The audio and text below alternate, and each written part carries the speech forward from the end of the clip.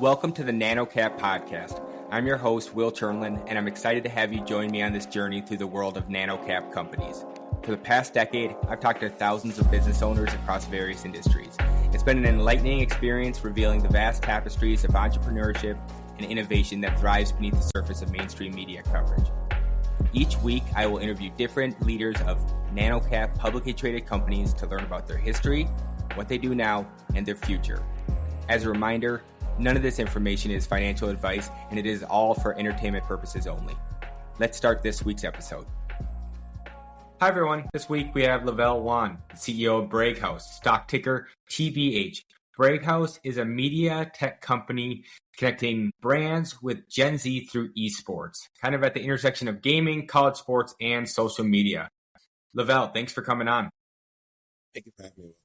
So, kind of looking through your background, you started off in law, and then you kind of made the jump to start your own thing, helping, this seems kind of like pre-NIL era, helping athletes who are going from school to the pros get their first brand deals, negotiate that properly, and kind of handhold them along that way since it's all brand new to them. Tell me about just like, did you always have the entrepreneurial spirit, or what made you want to kind of, once you're in law, you kind of stay in law, and then you wanted to start something new? What made you want to start something new? Yeah, it's an interesting journey because my background is starting college sports. And I just remember the values I learned from playing baseball in college was teams, was community, and was working together to build something. And it was something that I found that couldn't be replaced. Tore my Achilles, long story that I didn't get to pursue my baseball career. But then I went to law to try to, come in from the business end of it. Just kind of had that bug. And then as I started going through my career, a lot of athletes, a lot of people kept reaching out to me. And it was really kind of the same, issue, sense of belonging, kind of community. And even though the issues were different, some people wanted to, get deals to license themselves, some people wanted to manage money. It was all this same community built around, as you said, that intersection of sports, and that is the reason why I kind of said, hey, I think there's a need for it. Awesome. And so you jumped in, you start doing that. Then from there, you start working at Antler, kind of as an entrepreneur in residence for a bit. At Antler, you got to see lots of different business models. What kind of kept you still on the sports, college, esports kind of track? And what made you be like, okay, I've seen enough businesses, I've helped out enough people, I want to do this on my own again, and Breakhouse is where I want to spend my time? I think it was something that I kind of learned, and I didn't really know how to articulate it until way past Antler, but it was that culture is capital. And what I mean by that is that a loyal, engaged community is probably one of the most durable assets that a platform can have. So as I started seeing more educated models, went from a good framework for law, Antler really helped me to see like what investors would look at on the business side. But at the crux of what I had, no one seemed to have an answer for how do I get an engaged community. So my entire platform, in essence, was built around, let's take one of the hardest reached communities, Gen Z, get them engaged, and we could probably do any ROI that we wanted to. And that's what we did. You're working with Antler. You're seeing kind of all these startups and all this cool stuff. You decide, okay, I want to do Breakhouse. Now, this is the interesting thing.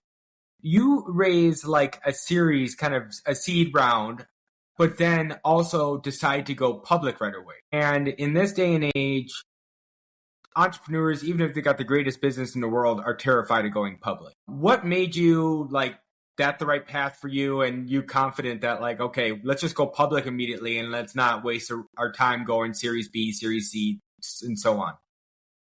Yeah, great question. And really it was kind of like, you have to kind of look on what was going on in the world. I think if you put us back, Facebook times, we had the perfect startup that you go to Silicon Valley, everyone jumps there, and then in 10 years, hopefully we're in the realms of those Facebook. A lot of things were going on, the Ukraine war, a lot of different things, and VC money was not really readily available because the business model, again, people really liked it. We were able to raise that. And then, but obviously as any other company, you need to kind of sustain yourself and really kind of have that runway. So we looked at all the options and we were like, wow, again, and this is kind of where my securities law background comes in. That's how IPOs used to be. IPOs used to be for small companies, access to capital markets, build your business, have successful companies. That has kind of changed along the ways, and some companies aren't ready for going IPO because I understood the process and I knew what our goal was. Get access to capital markets built by a strong business model that we're going to have revenue anyway. To me, it didn't hurt. It was a little bit extra regulation, but it was going to get us what we probably could have gotten at a different time in VC money. So we took that route. And, I believe it's because we've had obviously the long route. Going IPO is not an easy thing. But I believe because we've had such a strong company, we had some of the biggest clients, Fortune 50, Fortune 100, Fortune 500, McDonald's, Coca-Cola, and climaxing to a Learfield partnership, we were able to go public very successfully and actually raised over what we were supposed to raise. So I think it was just kind of the short answer. Just we saw what the opportunity was, but we always knew we had a solid business model. And I think that was kind of the thing that we said, whether we stay private or whether we go public, as long as we have a business model that actually works, it's going to be successful. And so you're starting off Bragg House. Was the idea of Bragg House always the exact same, or did you kind of move where the market went and kind of pivoted and figured out, okay, tournaments get a lot of excitement, but people don't care as much about live events that they just chat in, or how did the business model and what the intersection of things and the network effects you're trying to create, how did you decide which to attack first? A great question. I think what it was always supposed to be, it was always supposed to be an engagement engine. It was always supposed to be to have college sports fans turn into active participants through gamified competition. That was the fundamentals. The things that kind of evolved, pivoted, whatever, you want to call those things, was that when we built the engine, we built, again, learn technology, software, data was really important for us. We wanted to have a platform. So we were ready to have a platform. When we first started, we were also going to have, on in-person events and different things like that. COVID kind of knocked that out. And surprisingly, we were the only platform set up that was working digitally perfectly. And then we started seeing, obviously, more benefits of that, because what I think COVID did, especially in the gaming world, it made what was going to happen even more so, especially in Gen Z, to be almost kind of completely reliant on online, digital kind of spaces. It was there already, but people's kind of really, really adapted to it. So that kind of gave us a market advantage to do it. But that was the first change we did. The in-person ones weren't as, we didn't need them as much. We do them, very successful ones, paid for my biggest clients, but that's one we didn't need as much. The other thing we started doing, and I'll be very honest with you, was just kind of landed on it by surprise. I wanted to understand, my research background as well, why people were flooding to our site. We created a functionality called bragging, simulates gambling, but it's not gambling, risk-free prediction. And we were like, is that it? Is that why people were there? So I created a data model to try to understand more what people were doing, what they spend their time on. And our data model actually turned out to be one of our most valuable things, because we were able to give insight on a really, really hard to reach audience.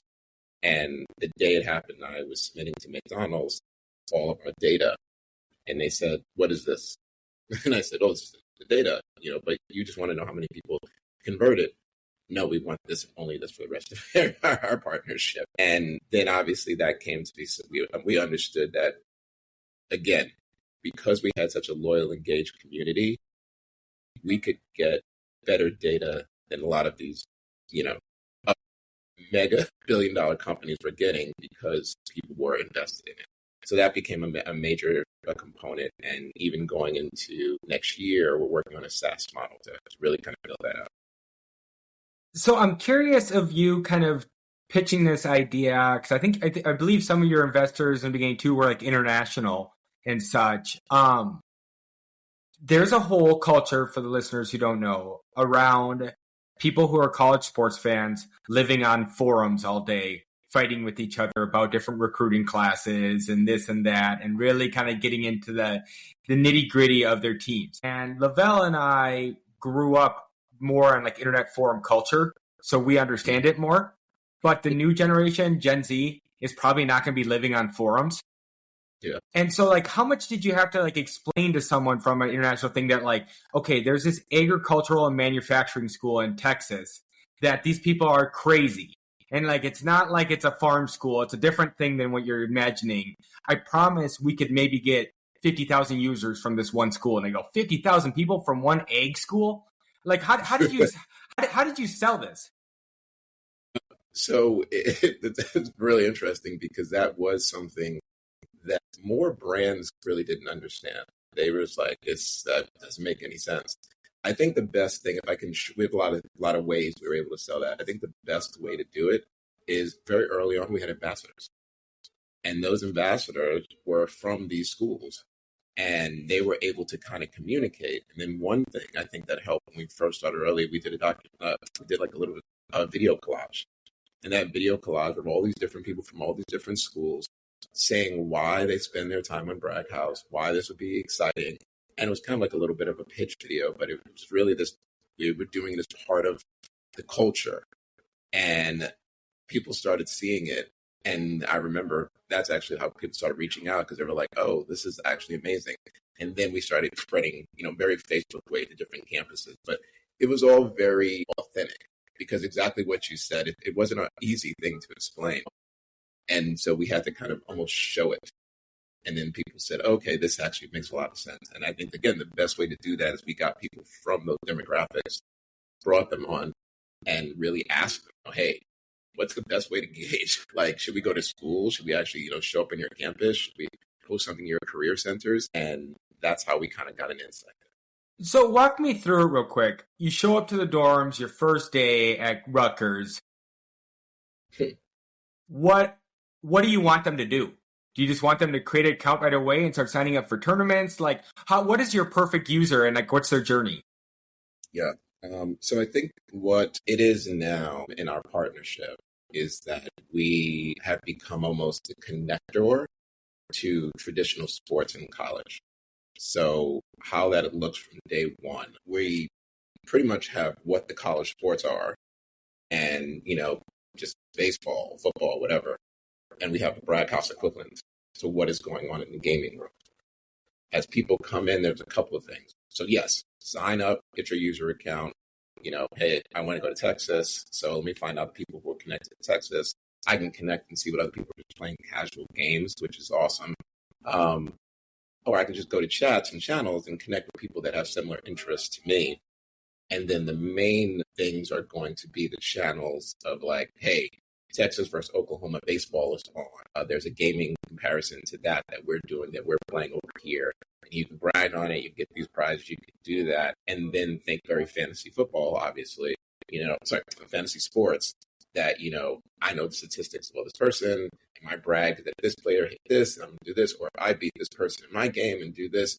And that's how, that is honestly the way the newer generation is keeping up with statistics. I can run off every statistic probably from my college teams to my baseball teams right now. But the way that a lot of the younger generation, Gen Z, because of their, whether fantasy or whatever, they don't watch a single game, but they can tell you every stats. So that is really the new way of doing it. So there is, watching elements and stuff in there too, but that's their world, and we're connecting them to the traditional sports world through that gamification. And again, was that when you first launched the business, were people aware that like people not only game, but then they also have like Discord in the background or Twitch in the background, and that like there's like complementary apps to gaming? Did people understand that people obviously have multiple screens? So we understood that. I think people started learning it, but what I think kind of helped is we knew that going in. So we try to create ours almost vertically integrated, that you stay on this one screen. So you can talk, you can chat, you can do everything. That's how the Bragg House platform is. So, again, it's not a replacement for Discord, but if you can communicate with your friends through our app, and message them and still play and watch yourself still play, then, that kind of takes away that need for that, though.